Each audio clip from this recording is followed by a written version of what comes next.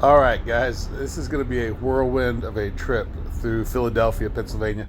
And that's because I had taken a trip. I had some things to do in York, Pennsylvania. Flew into New York City, just outside of New York. Spent some time there. Then, drove over to York, PA. On the way back to New York to catch a flight home, we were going by Philadelphia, and I'm like, you know what? I never get up in here, so let's swing through there. And literally spent less than 2 hours on the ground in Philadelphia.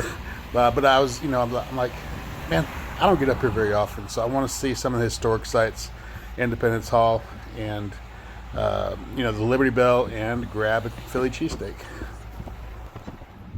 It was a Sunday, and traffic was still pretty busy, I thought, for a Sunday. And of course, it's a large city, and it's got so much history. One of the oldest cities in our country as far as historic importance goes. So, it's got the Independence Hall, where the Declaration of Independence was signed. Also, the Constitution was laid out by our founding fathers. It's just impressive to be there. I didn't get to go inside because, like I said, we had less than 2 hours on the ground, and so it would take a pretty good amount of time, I think, to go through and really enjoy it. But at least saw it and the grounds, and it's just very impressive to see where some of the greatest history took place.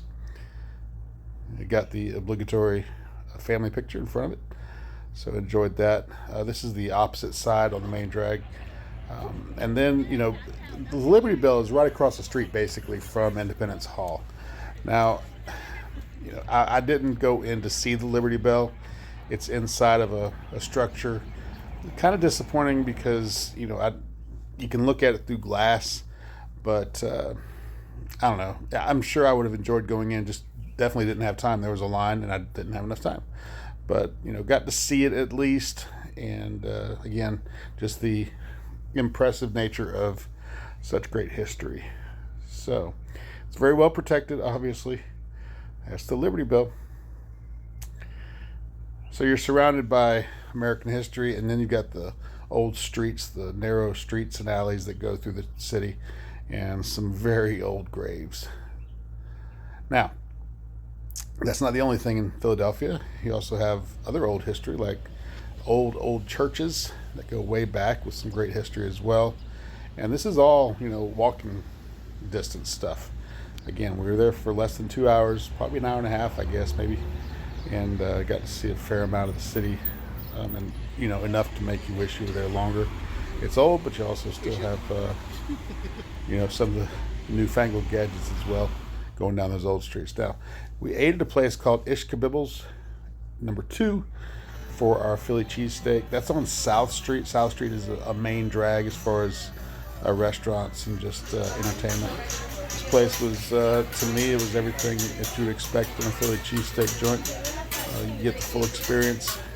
Pretty crowded. People yelling out stuff.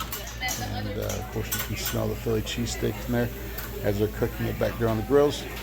And the Philly cheesesteak, it's got cheese whiz on it, which is, I don't know that I'd really thought about it, but I'm not that familiar with it. So if you don't like cheese whiz, then you're probably not going to like the Philly cheesesteak.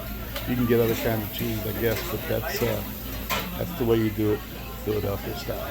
So these guys were cranking them out, and I enjoyed it, man. I really enjoyed the Philly cheesesteak and fries, and that's part of the experience, man. That's literally one of the reasons we went down there, is to get that. If you're in that area and you don't eat like locals, then what are you doing?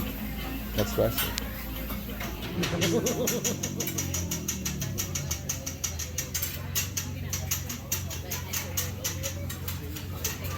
It's just mustard, provolone, and steak. So everyone is familiar with the American history there, but there's also some cartoon history here in Philadelphia. All right, so this is where the Coyote got all of his materials to bring down the Roadrunner, and they never worked. So there you have it, Philadelphia. American history, cartoon history. It's some good stuff, and you can do it in less than 2 hours, barely.